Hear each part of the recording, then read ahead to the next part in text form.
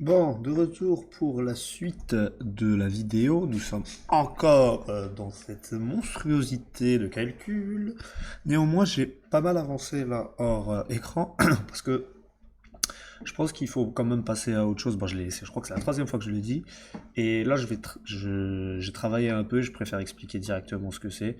Donc, j'ai changé la manière dont fonctionne MakeShot. En fait, je pense l'avoir fini pour maintenant. Et je vais vous expliquer comment j'ai fait. Donc premièrement, MakeShot, elle a deux utilisations.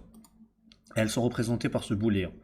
Est-ce que je suis en train de faire l'action for real? Est-ce que c'est pour de vrai que je suis en train de faire le shot? Ou est-ce que je le fais pas pour de vrai? Dans quelle situation je l'utilise pour de vrai? C'est quand le joueur a déjà pris la décision de lancer de shoot. Sinon, c'est quand je décide de ne pas le faire pour de vrai, c'est pour vérifier son score. Comme vous pouvez le voir ici, si je décide de le faire pour de vrai, eh ben, j'effectue les actions. Sinon, je ne les effectue pas et je vais return action score. Aussi simple que ça. À savoir que même si ça c'est true, donc si je le fais pour de vrai, ça va quand même return l'action score, mais on s'en fout, on ne l'utilise pas. Euh, donc voilà. Pour ce côté-là, c'est bon. Maintenant, à quoi rime le reste? Bon, l'action score d'abord, il est à 2. Pourquoi il est à 2 de base? Et je le mets à 3 si c'est un long run shoot. Bon, vous l'aurez compris, c'est que de base, un shoot c'est 2 points. Et un shoot à 3 points c'est 3 points. Donc ce que je dis, c'est que il est de base à 2 pour les deux autres types de shoot. Et si c'est un long shoot, bah, je le mets à 3. Et ensuite, à la fin, je vais le multiplier. Donc je vais multiplier 3 par un moins la probabilité de rater la balle. C'est juste quelques petits mathématiques, hein. Donc 1 représente la probabilité 100%. La probabilité de rater la balle, supposons que j'ai 50%. Donc 1 moins 0,5, c'est 0,5. Et vu que là, je tire un 3 points, c'est 3 points fois 0,5, 1,5. Mon score est de 1,5. Donc, étant donné que les joueurs veulent maximiser leurs points à rentrer, un 3 points va être plus rentable que mettre un 2 points. Donc, il faut multiplier par le nombre de points du panier en question. Bref. Maintenant, j'ai deux nouvelles fonctions, une qui s'appelle Miss Shot Probability et une Block Shot Probability. Miss Shot Probability, c'est juste les calculs qu'on avait avant ici et ça te retourne une probabilité de rater par rapport à, par rapport à deux choses. La différence de taille entre les joueurs, que j'ai divisé par deux parce que c'était beaucoup trop important. Ce qui fait qu'en fait maintenant, pour chaque centimètre de différence entre les deux joueurs, il y a 0,5% de probabilité supplémentaire pour l'un ou pour l'autre. Donc si par exemple le shooter est plus grand de 5 centimètres, alors il aura 2,5%, c'est-à-dire 5 divisé par 2, pourcentage en plus de mettre son shoot. Et vice-versa. Et ensuite, il y a la skill différence. La skill différence, c'est l'ennemi intérieur défense ou extérieur défense en fonction du shoot. Si c'est un shoot à 3 points, c'est extérieur défense. Sinon, tout le reste, c'est intérieur défense. Moins la statistique bah, du shoot en question. Ça nous donne un nombre.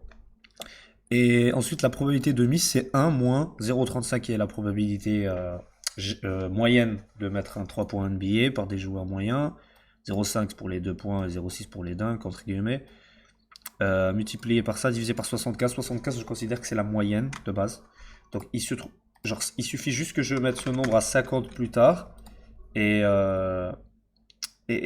ça va être le bordel. C'est-à-dire que l'écart entre les joueurs va être monstrueux. Par exemple, pour un joueur qui a 100 dans une statistique, si la moyenne c'est considéré comme 50, et bien un joueur qui a par exemple 50 n'a absolument aucune chance de parer un shoot d'un joueur de...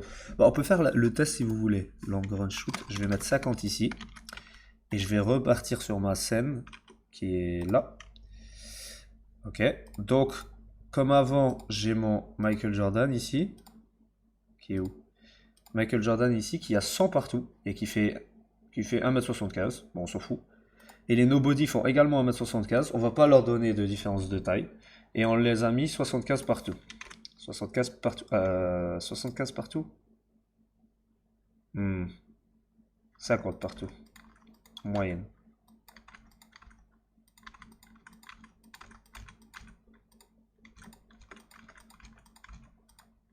Voilà. Je sauvegarde.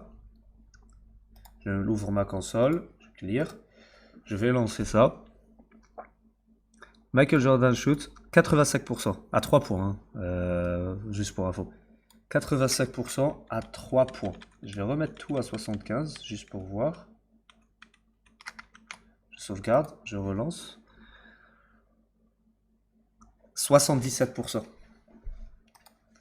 Et ça, c'est juste à cause de ce nombre-là. Si je le remets à 75 et que je sauvegarde, donc on a vu que là, c'était 77% de chance. Et là, c'est 60%. Donc il y a 17% de différence parce que j'ai considéré que la moyenne était au-dessus.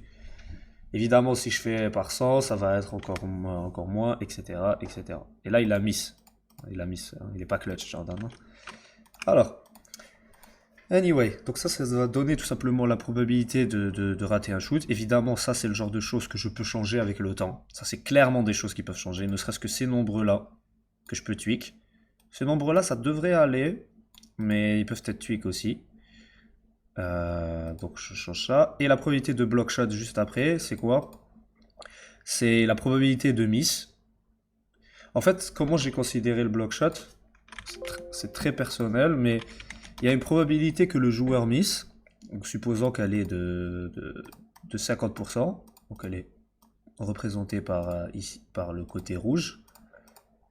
Probabilité de réussite. Et ben, une fois que j'ai calculé la probabilité de rater, ce que je vais faire, c'est que je vais travailler avec elle et je vais déterminer la probabilité de bloquer le shot. Donc la probabilité de bloquer le shot, ça va être un pourcentage de la probabilité que la personne rate. Donc elle est indépendante de la probabilité que la personne réussisse son shoot. Donc comment dire, la probabilité de miss shot, une fois qu'elle est calculée, c'est bon. Ça, c'est la probabilité que le joueur marque. Quand c'est écrit 0,6 sur Unity, tout à l'heure, ça voulait dire qu'il y a 60% de chance, que Jordan marque son panier. Point à la ligne. Maintenant, il y avait 40% de chance qu'il rate. Par contre, dans ces 40% de chance qu'il rate, il y avait un pourcentage qui se fasse bloquer. Et ce pourcentage est calculé tout simplement avec encore une fois la différence de taille également et la bloc et height, voilà, la bloc du joueur. Tout ça divisé par 200. Bref, c'est un petit calcul, c'est pas extrêmement super intéressant parce qu'il est possible que je les change dans le futur et tout. Donc voilà, tout ça pour dire que ça c'est fait.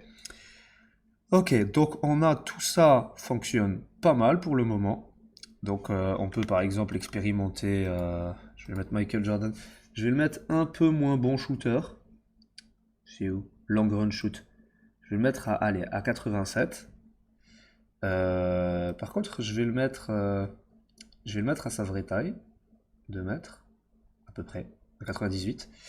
Et les nobody, allez, on va dire qu'ils ont une défense extérieure qui s'est améliorée à 83. Et ils ont grandi un peu, allez. Ils font 2,03 m. Là, vous allez voir que juste en tweakant comme ça les nombres, hop, il y a 41% de chance maintenant de marquer. Alors que c'était 60 tout à l'heure. Et en plus, il l'a mis. Splash, ça veut dire qu'il l'a mis. Donc voilà, juste en tweakant les nombres ici, ça a permis donc de rendre ça, de changer tout ça. Est-ce que c'est pas magique, la manière dont ça fonctionne? Moi, à chaque fois, je suis surpris. Alors que j'ai codé tout de A à Z, hein, c'est moi qui ai fait tout le système. Mais à chaque fois, je me dis, putain, on dirait de la magie, quoi. Genre, changeant les nombres, ça fait 10 millions de calculs secondes, et ça te donne le résultat exact par rapport à la... Enfin bref. Ça c'est fait, je vais laisser comme ça. Qu'est-ce qui se passe par exemple si je lui donne un très très mauvais shoot? 5%, 0,5% de chance de le mettre. J'ai été bloqué. 0,5. Ah, ça paraît très très très peu quand même, non? Et là, 29%. Logique. Quand t'as 64, c'est logique.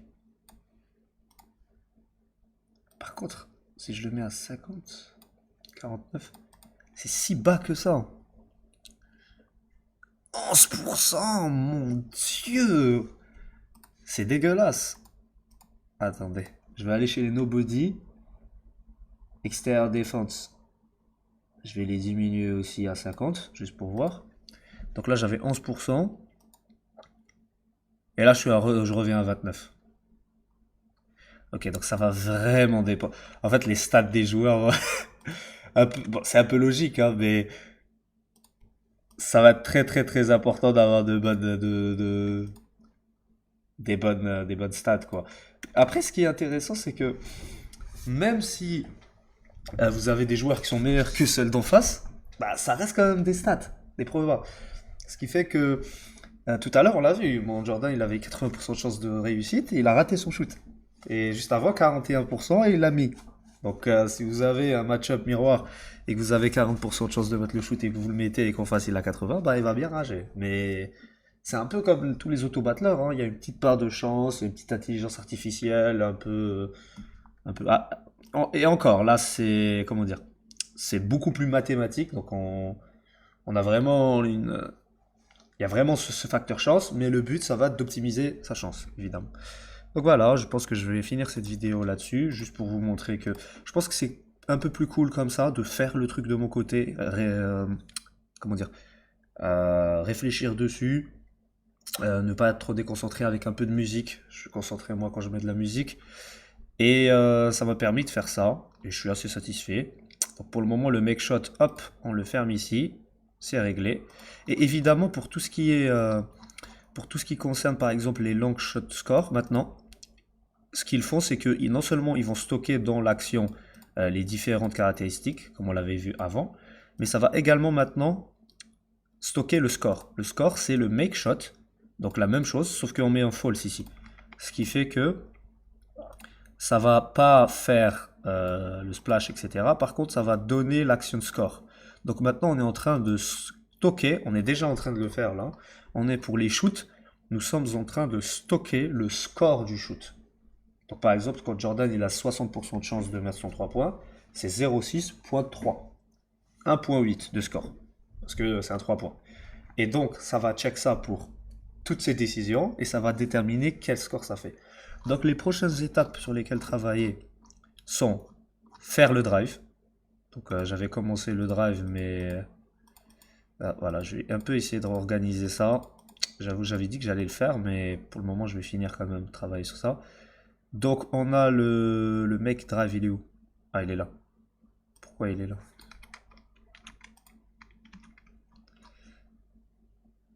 Hop, le make drive, voilà. Donc c'est ça la prochaine étape, c'est de faire fonctionner le drive. Et une fois que le drive est fonctionnel, ben, la passe va automatiquement être fonctionnelle, quasiment. Parce que la passe, elle est basée sur les statistiques du shoot et du drive. Donc quand on passe à quelqu'un, on voit est-ce que son shoot et son drive sont cool. Et donc ouais, le drive c'est très important. Et l'étape d'après, ça va être le QI basket. Donc une fois qu'on aura un tableau contenant vraiment tous les scores de toutes nos décisions, on va voir quelles décisions vont prendre les joueurs par rapport à leur IQ basket. Et voilà pour le moment. Donc on va s'arrêter ici et je vais travailler de mon côté. Et ensuite je ferai une petite vidéo récapitulative de ce que j'ai fait. Ciao ciao.